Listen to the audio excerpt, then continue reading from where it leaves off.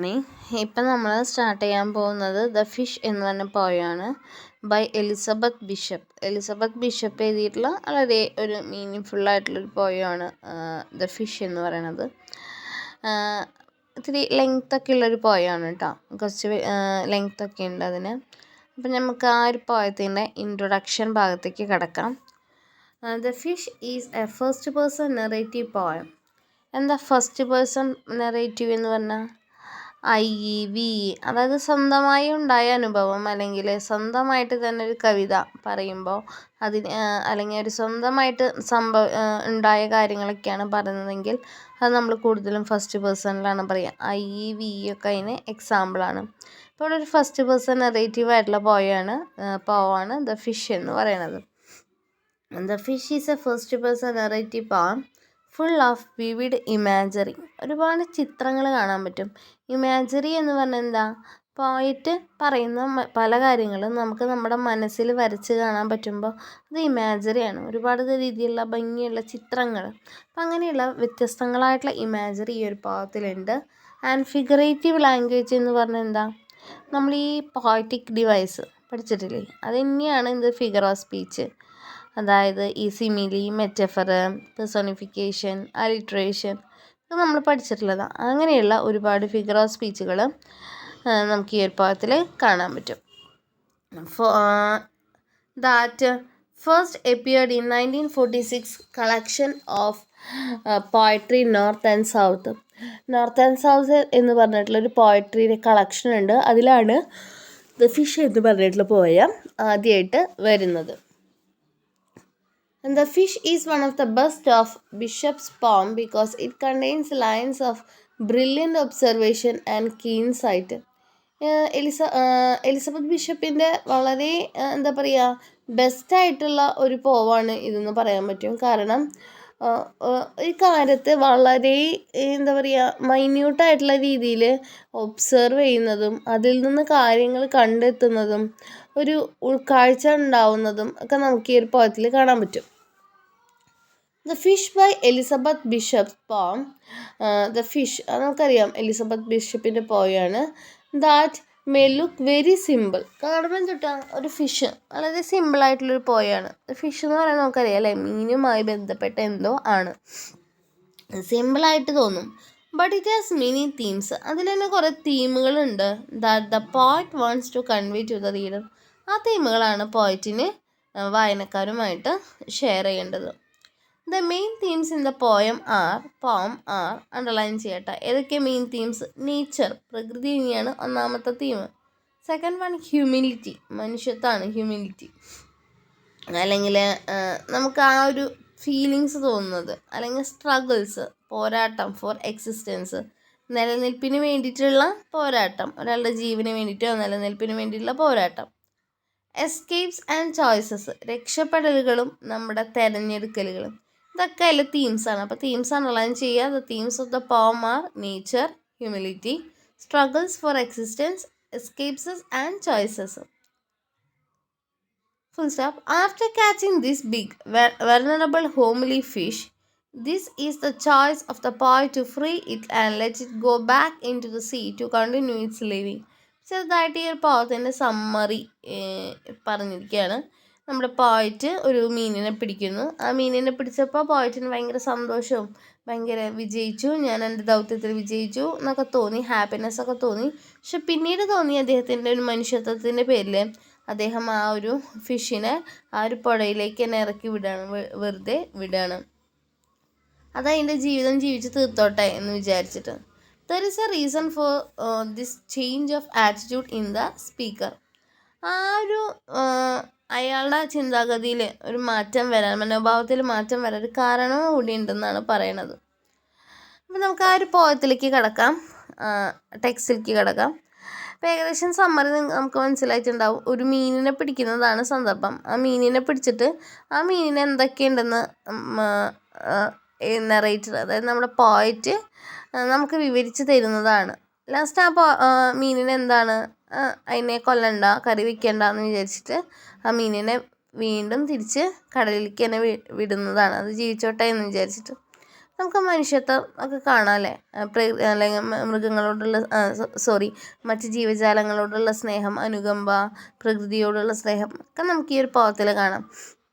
അപ്പം നമുക്ക് നോക്കാം, ലൈൻസിലേക്ക് നോക്കാം, ടെക്സ്റ്റിലേക്ക് നോക്കാം.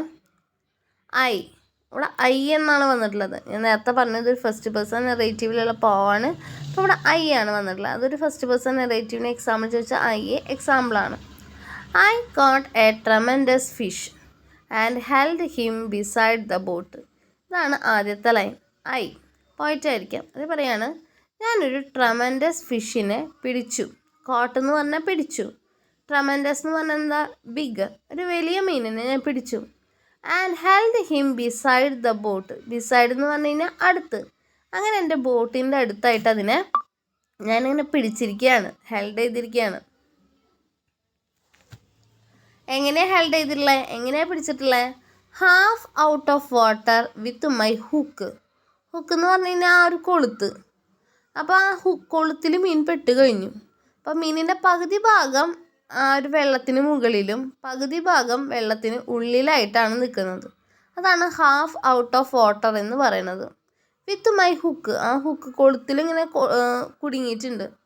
Fast in the corner of his mouth. ആ ഒരു ഹുക്ക് കുടുങ്ങിയിട്ടുള്ളത് ആ മീനിൻ്റെ വായരെ ഒരു കോർണറിലാണ്, ഒരു ഭാഗത്താണ്. He didn't fight. ഒരു വരി കാണാൻ പറ്റും. അവന് പൊരുതാനായിട്ട് പറ്റിയില്ല, അല്ലെങ്കിൽ അവൻ പൊരുതിയില്ല. ഹീ ഡിഡിൻറ്റ് ഫൈറ്റ്, അവൻ പൊരുതിയില്ല. ഇവിടെ ഹീ എന്ന് ഉദ്ദേശിക്കുന്നത് ആരെയാ? അവൻ എന്ന് ഉദ്ദേശിക്കുന്നത് ഫിഷിനെയാണ്, മീനിനെയാണ്. അപ്പം നമുക്കറിയാം, ജീവനില്ലാത്ത വസ്തുവിന് ജീവനുള്ള വസ്തുവിൻ്റെ ഗുണങ്ങൾ കൊടുക്കുമ്പോൾ ആ ഒരു ഫിഗർ ഓഫ് സ്പീച്ചിനെ നമ്മൾ എന്തെന്നാ പറയുക? പേഴ്സോണിഫിക്കേഷൻ എന്നാണ് പറയുക, അല്ലേ?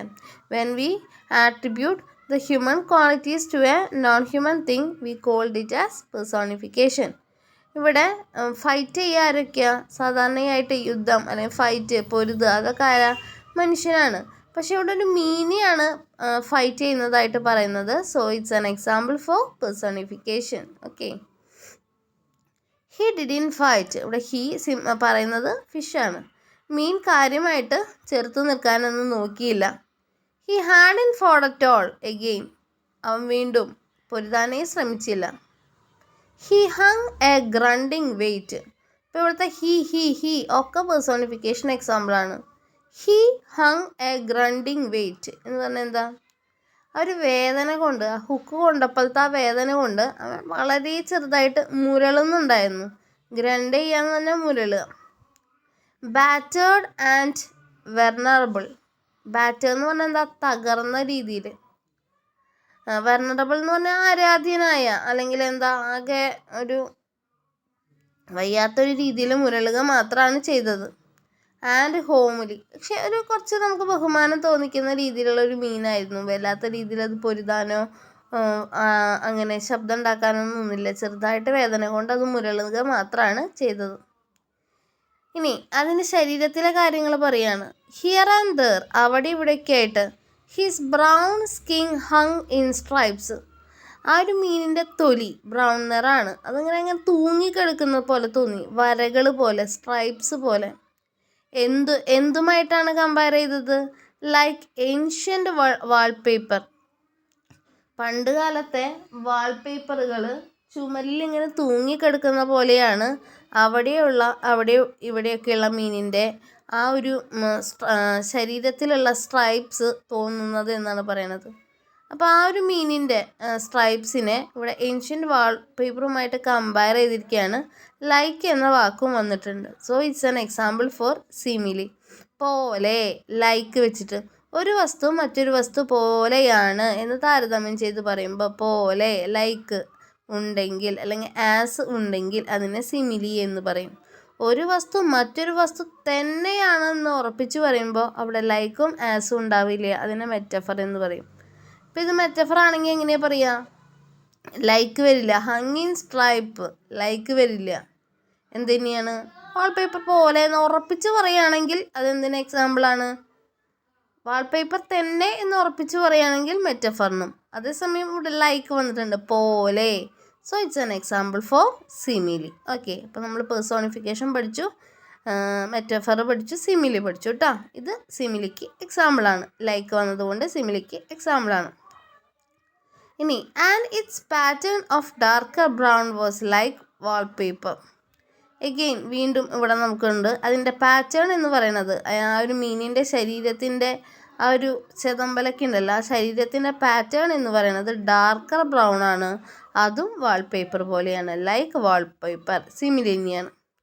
Shapes like full blown roses. ചില സമയത്തൊക്കെ ഫുള്ളായിട്ട് വിരിഞ്ഞ് കഴിഞ്ഞ റോസാപ്പൂക്കൾ പോലെയുണ്ട്. Stained and lost through age.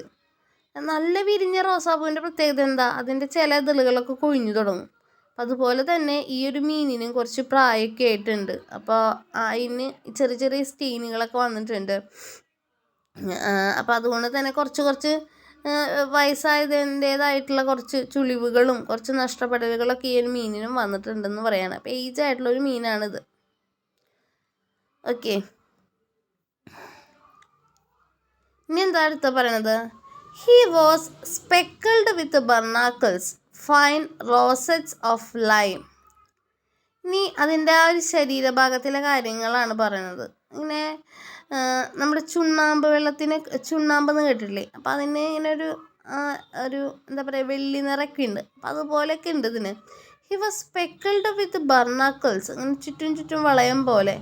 Fine rosettes of lime, എന്തിൻ്റെ, ചുണ്ണാമ്പിൻ്റെ.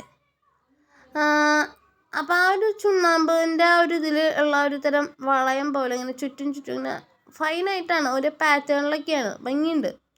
And infested with tiny white sea ice.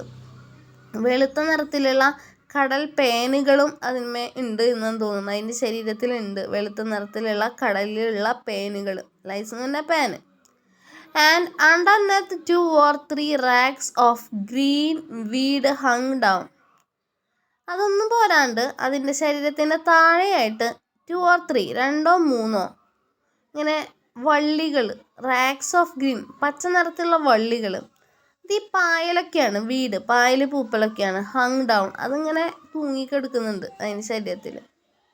Okay, while his gills, GILLS, gills എന്ന് പറഞ്ഞാൽ എന്താ, മീനുകൾക്ക് ശ്വാസം എടുക്കാനുള്ള അവരുടെ ബ്രീത്തിങ് ഓർഗാനാണ് ഗിൽസ്. മീനുകൾ, നമുക്ക് ലങ്സ് ആണെങ്കിൽ ഫിഷിനത് ഗിൽസാണ്.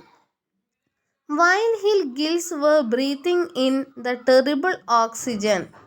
അതിങ്ങനെ വേഗം വേഗം ശ്വാസം എടുക്കുന്നത് ഇങ്ങനെ പോയിട്ട് ഇങ്ങനെ ഞാൻ പറഞ്ഞു, പോയിട്ട് ഭയങ്കര സൂക്ഷ്മമായിട്ടാണ് അത് മീനിനെ നിരീക്ഷിക്കുന്നത്, അതിൻ്റെ ശരീരത്തിലേക്ക് നോക്കുന്നതും. അപ്പോൾ കാണാൻ പറ്റുന്നുണ്ട് അത് അതിൻ്റെ ഗിൽസിലൂടെ ശ്വാസം, ഓക്സിജൻ ഇങ്ങനെ ഭയങ്കര കഷ്ടപ്പെട്ട് വേഗം വേഗം വലിച്ചെടുക്കുന്നുണ്ട്. The frightening gills.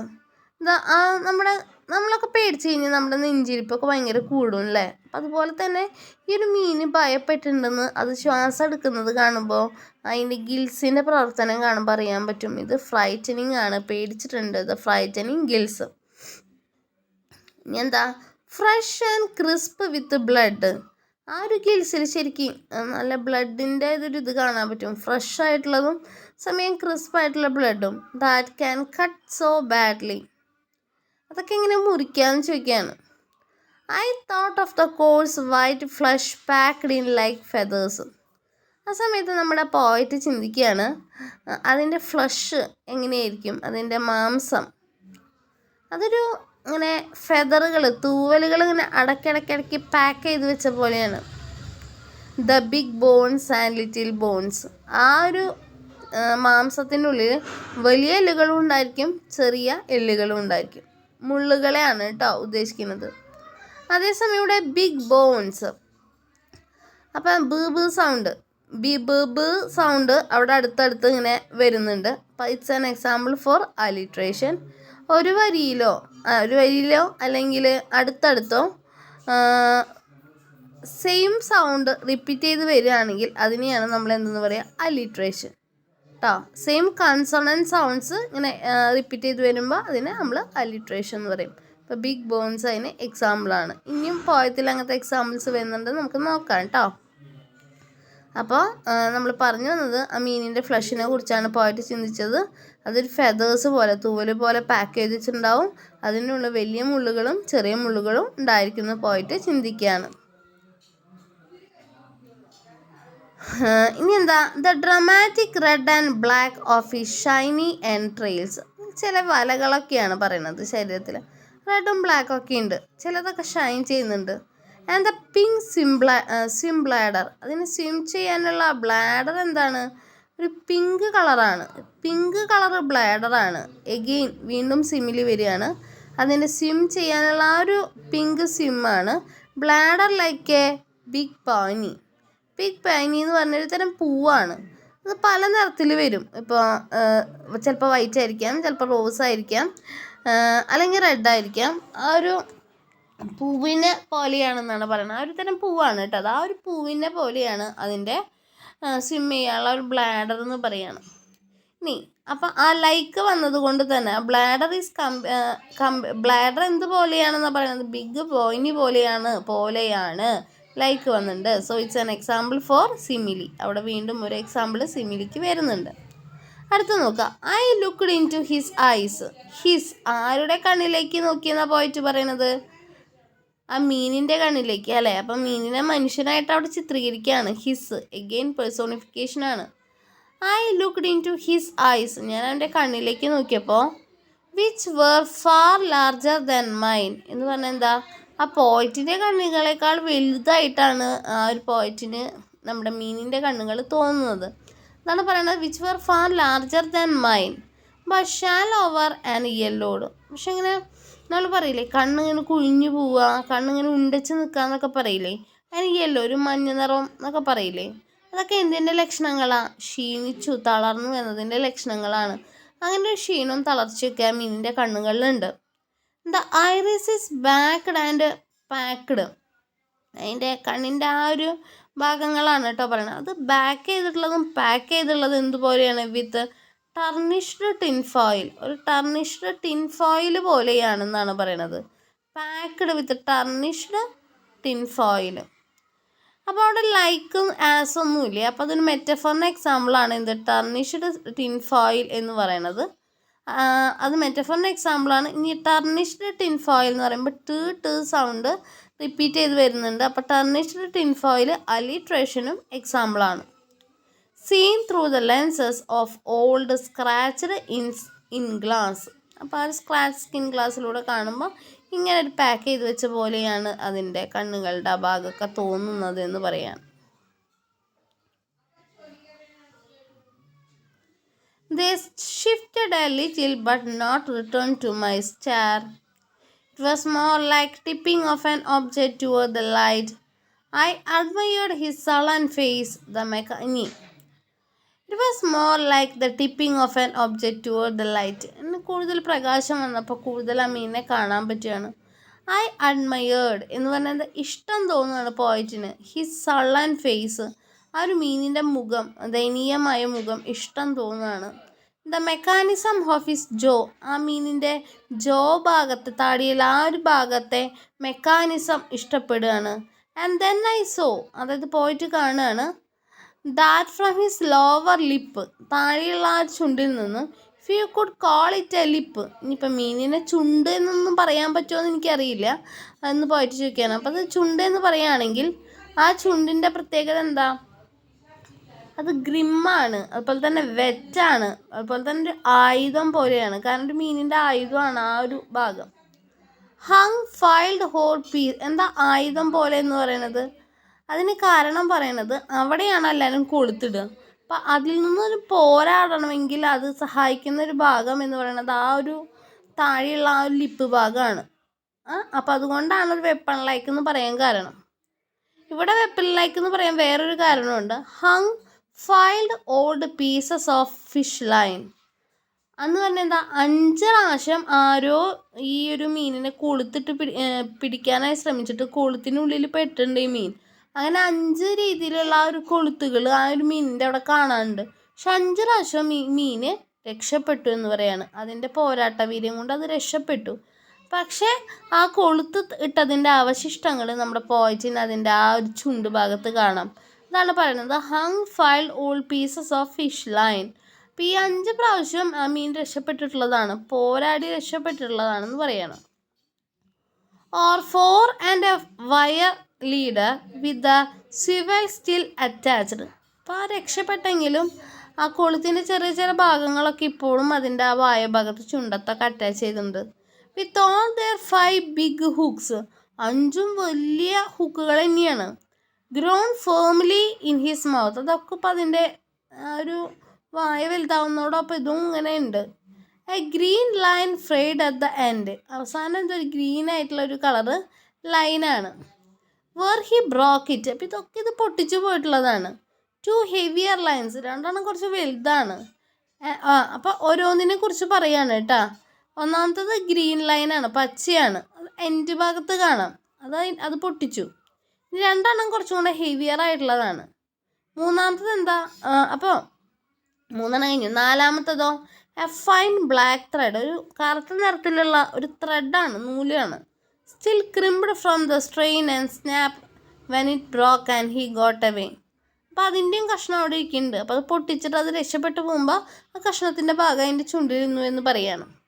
ഇങ്ങനെയുള്ള ഈ സംഭവങ്ങളൊക്കെ ഇത് ഇങ്ങനെ പൊട്ടിച്ച് ഇരുന്ന ഭാഗം എന്തുപോലെ കാണുന്നത്, like medals with their ribbons. നമുക്കറിയാം മെഡലിൻ്റെ ഒപ്പം ചിലപ്പോൾ റിബണും ഉണ്ടായിരിക്കും ഇങ്ങനെ കഴുത്തിൽ കൂടെ ഇടാനൊക്കെ. അപ്പോൾ ഈ സംഭവങ്ങളൊക്കെ കാണുമ്പോൾ തോന്നുന്നത് ഇങ്ങനെ റിബൺ ഒപ്പമുള്ള മെഡലുകൾ പോലെയാണ്. അപ്പോൾ ഇവിടെയും ലൈക്ക് എന്ന് വന്നിട്ടുണ്ട്. So it's an example for സിമിലിക്ക് എക്സാമ്പിളാണ്.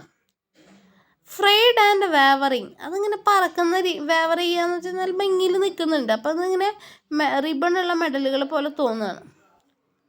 ഫ്രെയ്ഡ് ആൻഡ് വേവറിങ്, അതിങ്ങനെ ഫ്രൈ ചെയ്തിങ്ങനെ ചെറുതായിട്ട് ഇങ്ങനെ വേവർ ചെയ്യുന്നുണ്ട്, പറക്കണ പോലെയുണ്ട്. A 5 haired bird of wisdom, ഇതൊരു എന്താ പറയുക, ഒരു താടി പോലെയാണെന്നൊക്കെ വേണമെങ്കിൽ പറയാം. 5 ഹെയർ ഉള്ള രീതിയിലുള്ള താടി പോലെ, വെറും 5 ഹെയർ ഉള്ള താടി പോലെ തോന്നുകയാണ്. Of wisdom, വിവേകത്തിൻ്റെ.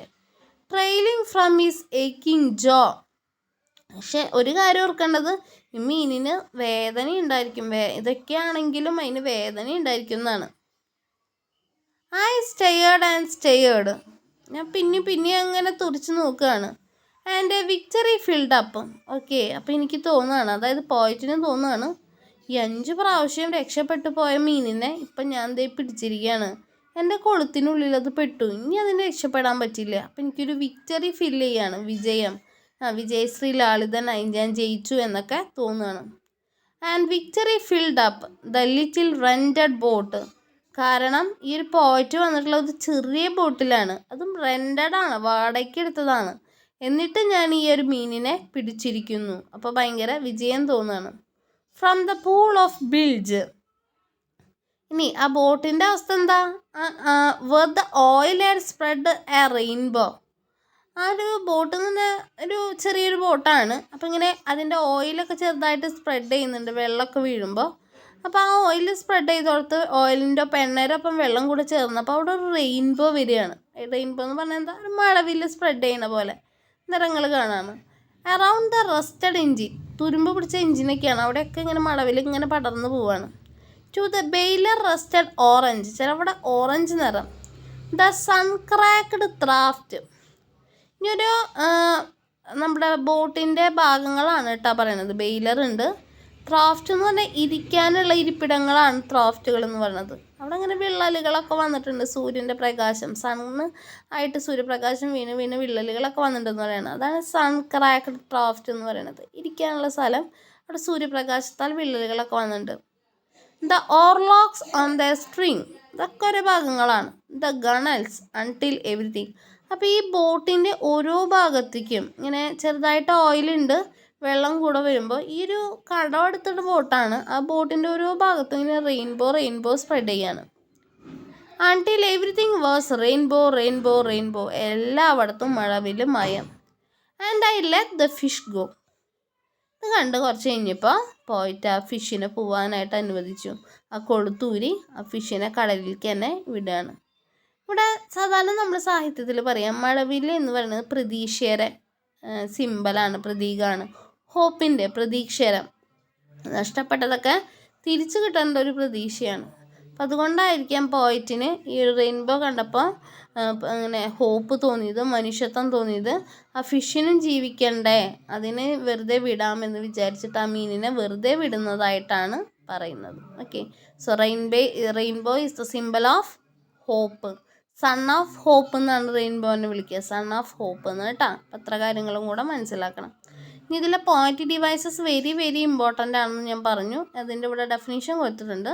എന്താ പേഴ്സോണിഫിക്കേഷൻ? ഞാൻ പറഞ്ഞു, ജീവനില്ലാത്ത വസ്തുവിന് ജീവനുള്ള വസ്തുവിൻ്റെ ക്വാളിറ്റികൾ, ഗുണങ്ങൾ കൊടുക്കുമ്പോൾ അതിനെയാണ് പേഴ്സോണിഫിക്കേഷൻ എന്ന് പറയുക. അതിൻ്റെ ഇവിടെ കൊടുത്തിട്ടുണ്ട് definition. Attribution of an personal nature or human characteristics to some non human. Example കൊടുത്തിട്ടുണ്ട്. He didn't fight. ഇവിടുത്തെ ഹീ എന്ന് പറയുന്ന ഫിഷാണ്. Here poet calls the fish as he. അതൊരു എക്സാമ്പിളാണ്. അങ്ങനെ ഹീ വരുന്ന ഒരുപാട് എക്സാമ്പിൾ പോയത്തിൽ ഉണ്ട്. അടുത്തൊരു ഫിഗർ ഓഫ് സ്പീച്ച് ഇതിൽ വരുന്നത് സിമിലി ആണെന്ന് പറഞ്ഞു. A figure of speech involving the comparison of one thing with another thing. ഒരു കാര്യം മറ്റൊരു കാര്യത്തുമായിട്ട് താരതമ്യം ചെയ്യുമ്പോഴാണ് നമ്മൾ എന്ത് വയ്ക്കുക? സിമിലി വയ്ക്കുക. അവിടെ ലൈക്കോ ആസോ എന്നൊരു വാക്ക് വരണം.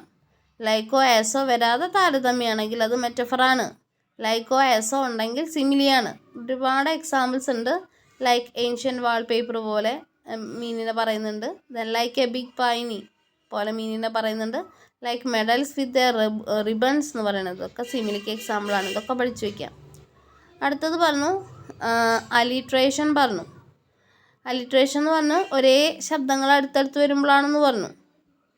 The occurrence of same letter or the sound at the beginning. തുടക്കത്തിലായിരിക്കാം അല്ലെങ്കിൽ അടുത്തടുത്തായിരിക്കാം. എക്സാമ്പിൾ ബിഗ് ബോൺസ്, ബ് സൗണ്ട്. ടർണിഷ്ഡ് ടിൻ ഫോയിൽ, ട് സൗണ്ട്. അടുത്ത ഞാൻ പറഞ്ഞു metaphor. Figure of speech that describes an object. ഒരു വസ്തു തന്നെയാണെന്ന് പറയാം. Or action in a way that isn't literally true. പക്ഷെ അങ്ങനെ അതുപോലെ ആവണമെന്നില്ല. പക്ഷെ എന്നാലും നമ്മൾ ഉറപ്പിച്ച് പറയാം അത് ഇന്നയാണെന്ന് പറയും. But helps explain an idea or make an comparison. ഒരു താരതമ്യം ചെയ്യുക. പക്ഷേ സിമിലിയിൽ നിന്ന് വ്യത്യസ്തമായിട്ട് ഇവിടെ ലൈക്കോ ആസോ ഉണ്ടായിരിക്കില്ല കേട്ടോ, ഉണ്ടായിരിക്കില്ല. ഇവിടെ ഒരു എക്സാമ്പിൾ പോയത്തിൽ with tarnished tin foil seen through the lenses എന്ന് പറയുന്നത്. ഇത്രയൊക്കെ ഇതിന് എക്സാമ്പിൾസ് ആണ്. ജസ്റ്റ് ഇതിൻ്റെ ക്വസ്റ്റ്യൻ ആൻസേഴ്സ് കൂടെ നോക്കാം. How does the speaker hold the fish at the beginning of the poem. കവിതയുടെ തുടക്കത്തിൽ എങ്ങനെയാണ് നമ്മുടെ സ്പീക്കർ ആ ഒരു ഫിഷിനെ പിടിച്ചിരിക്കുന്നത്? അറിയാം, the speaker hold the fish. നമ്മുടെ കവി പിടിച്ചിട്ടുള്ളത് beside the boat half out of water, പകുതി വെള്ളത്തിലും പകുതി പുറത്തുമായിട്ടാണ്. With the hook stuck in a corner, ആ കൊളുത്ത് അതിൻ്റെ വായലുണ്ട്. Of the fish mouth. Second question, he did not fight, he hadn't fought at all. ഇതെന്താണ്? ഹി എന്ന് പറയുന്നത് അവിടെ ആരാ? ഫിഷാണ്. The fish did not try to escape, രക്ഷപ്പെടാൻ ശ്രമിച്ചില്ല എന്നാണ് ഇവിടെ പറയുന്നത്. Or show any resistant, it just hung on the line without any movement or struggle. അത് അവിടെ തന്നെ കിടന്നു, അത് പൊരുതാൻ ശ്രമിച്ചില്ല എന്ന് പറയാണ്. Third question, what is surprising about the fish. എന്തായിരുന്നു ആ മീനിൻ്റെ പ്രത്യേകത ഉണ്ടായിരുന്നത്? ദ ഫിഷ് ഈസ് ബാറ്റേർഡ്, തകർന്ന അവസ്ഥയിലായിരുന്നു. വർണറബിൾ, നമുക്ക് പക്ഷേ എന്നോടൊരു ബഹുമാനമൊക്കെ തോന്നും. ആൻഡ് ഹോമിനി, അത് ക്ഷീണിച്ചുള്ള ഒരു അവസ്ഥ. This is quite surprising. അങ്ങനെ ആ ഫിഷിൻ്റെ ഭാഗത്തു നിന്നുള്ള ആ ഒരു പൊരുതൽ ഇല്ലായ്മയാണ് ഇവിടെ സർപ്രൈസിങ് ആയിട്ട് തോന്നുന്നത്. നോക്കുക കേട്ടോ. അടുത്തത്, how are the eyes of fish different from ice of speaker. എന്താണ് മീനിൻ്റെ കണ്ണും നമുക്ക് ഈ ഒരു കവിത പറഞ്ഞു തരുന്ന ആളുടെ കണ്ണും തമ്മിലുള്ള വ്യത്യാസം? The eyes of the fish were much larger than the speaker. സ്പീക്കറിൻ്റെ കണ്ണുകളെക്കാളും വലുത് മീനിൻ്റെ കണ്ണുകൾ തന്നെയായിരുന്നു. They were shallower and yellowed. ഒരു പ്രതീക്ഷയില്ലാത്ത സ്ഥിതിയിൽ ഭയങ്കര ക്ഷീണിച്ച അവസ്ഥയിലായിരുന്നു മീനിൻ്റെ കണ്ണുകൾ. The irises are back and packed with tarnish tin foil. ഇങ്ങനെ പാക്ക് ചെയ്ത ടിൻ ഫോയിൽ പോലെ ഉണ്ടായിരുന്നു. അടുത്ത, identify the figure of speech used in the phrase tarnished tin foil. ഏത് ഫിഗർ ഓഫ് സ്പീച്ചാണ്? മെറ്റഫറാണ് കേട്ടോ. ടർണിഷ്ഡ് ടിൻ ഫോയിൽ മെറ്റഫറാണ്. അതന്നെ ടർണിഷ്ഡ് ടിൻ ഫോയിൽ നമുക്ക് അലിട്രേഷനും എക്സാമ്പിളാണ്. അടുത്ത, what does rainbow symbolises in the poem. ഇത് ഇമ്പോർട്ടൻ്റ് ആണ് കേട്ടോ. The rainbow is a spectrum of colours. നമുക്കറിയാം മഴവില് നിറങ്ങളാണ്. It symbolises the speaker's joy in his decision to release the fish. അതിവിടെ അർത്ഥമാക്കുന്നത് ആ ഒരു മീനിനെ, റെയിൻബോ എന്ന് പറയുന്നത് പ്രതീക്ഷയാണ്. അപ്പോൾ ആ ഒരു മീനിനെ വെറുതെ വിടുകയാണ്. അപ്പോൾ ആ ഒരു മീനിനെ വെറുതെ വിട്ടതിൽ ആ പോയറ്റിന് ഒരുപാട് സന്തോഷം തോന്നുകയാണ്. ആ എടുത്ത തീരുമാനം ശരിയായിരുന്നു എന്നുള്ള ഒരു ജോയാണ് ആ റെയിൻബോ കൊണ്ട് അവിടെ കാണിക്കുന്നത്. What does the expression sun cracked thwarts refer to? ഞാൻ പറഞ്ഞു സൂര്യൻ ഇങ്ങനെ ക്രാക്കുകൾ ഉണ്ടാക്കി ഇരിപ്പിടങ്ങൾ. ആൻസർ നോക്കാം. Thwarts are parts of an undecked boat. ബോട്ടിൻ്റെ ഭാഗമാണെന്ന് പറഞ്ഞു. That provide seats for the crew. ആളുകൾക്ക് ഇരിക്കാനുള്ളതാണ്. They also give structural rigidity for the boat. ഒരു ബോട്ടിന് അത് ഷേപ്പും കൊടുക്കുന്നുണ്ട്. They are always expose to sun. അത് എപ്പോഴും സൂര്യപ്രകാശം ഇങ്ങനെ അടിച്ചുകൊണ്ടിരിക്കും. And so they are the sun cracked with heat and age. അതുകൊണ്ടാണ് സൂര്യൻ്റെ ചൂട് കൊണ്ടും പ്രായം അങ്ങനെ പഴക്കം കൊണ്ടും അവിടെ സൺ ക്രാക്ക് ഡ്രാഫ്റ്റ് വന്നത്. Last question. Why did the speaker let the fish go at the end of the പോ? ഒരു മീനിനെ കഷ്ടപ്പെട്ട് പിടിച്ചു, അതും കട എടുത്തിട്ടുള്ള ബോട്ടിലാണ് പോയി പിടിച്ചത്. ഒരുപാട് കാര്യങ്ങൾ അതിൽ ഒബ്സർവ് ചെയ്തു, വിജയിച്ചു എന്ന് തോന്നി. എന്നിട്ട് ആ മീനിനെ വെറുതെ വിട്ടു. എന്തുകൊണ്ട്? ആൻസർ നോക്കാം. The speaker let the fish go at the end of the poem. വെറുതെ വിട്ടു ബിക്കോസ്. എന്തുകൊണ്ടെന്നാൽ she felt some kind of affinity and kinship with the fish. ആ ഒരു പോയിറ്റിന്, അവൾക്ക്, ഷീ എന്ന് ഉദ്ദേശിക്കുന്നത് എലിസബത്ത് ബിഷപ്പിന്, ലേഡിയാണ് കേട്ടോ, എലിസബത്ത് ബിഷപ്പിന് ഒരു എഫിനിറ്റി, ഒരു അറ്റാച്ച്മെൻറ്റ് തോന്നി, അല്ലെങ്കിൽ ഒരു കിൻഷിപ്പ്, ഒരു ആത്മബന്ധം തോന്നിയിട്ടുണ്ടായിരിക്കാം ആ മീനുമായിട്ട്. The fish has struggled to be alive even with 5 hooks. ആ മീനിൻ്റെ ആ വായിൽ 5 ഹുക്കുണ്ട്. ആ 5 ഹുക്കിൽ നിന്നും അത് രക്ഷ നേടിയതാണ്. ജീവിക്കാനുള്ള കൊതി കൊണ്ട് അത് സ്ട്രഗിൾ ചെയ്ത് പൊരുതി ആ 5 ഹുക്കിൽ നിന്നും ജീവിക്കാൻ വേണ്ടി അത് രക്ഷപ്പെട്ടു. Stuck on his lower lip. ഇന്നും അതിൻ്റെ പാടുകൾ അതിൻ്റെ ആ ഒരു ചുണ്ടിൽ കാണാം. അന്നൊക്കെ അത് രക്ഷപ്പെട്ടു. And string trailing behind the hooks. The speaker too had been struggling. അപ്പോൾ ഇതുപോലെ ഒരുപാട് സ്ട്രഗിൾ ചെയ്ത് വന്നിട്ടുള്ള, പോരാടി വന്നിട്ടുള്ള ഒരു എഴുത്തുകാരിയായിരിക്കാം എലിസബത്ത് ബിഷപ്പ്. അതുകൊണ്ട് തന്നെ അവർക്ക് ആ മീനിൻ്റെ ആ ഒരു വിഷമം മനസ്സിലായിട്ടുണ്ടായിരിക്കാം. And she felt there is no some connection between them and they are keen. അപ്പോൾ ആ ഒരു കാരണങ്ങൾ കൊണ്ടൊക്കെ ആയിരിക്കാം, ആ മീനിൻ്റെ ഒരു മനുഷ്യത്വം കൊണ്ടായിരിക്കാം, അങ്ങനെ എന്തെങ്കിലും ആ ഒരു റൈറ്റർക്ക് ആ സമയത്ത് തോന്നിയിട്ടുണ്ടായിരിക്കാം. അതുകൊണ്ടായിരിക്കാം അതിനെ വെറുതെ വിട്ടത്. അപ്പം ഇത്ര കാര്യങ്ങളാണ്. നല്ല ഇൻട്രസ്റ്റിംഗ് പോയാണ്. അപ്പോൾ അത് വായിച്ചു വെക്കുക. ഇനി എല്ലാം മറ്റു ക്വസ്റ്റ്യൻ ആൻസേഴ്സ് ഞാൻ ഇട്ട് തരും. അപ്പോൾ അത് വായിക്കാം. Okay, thank you.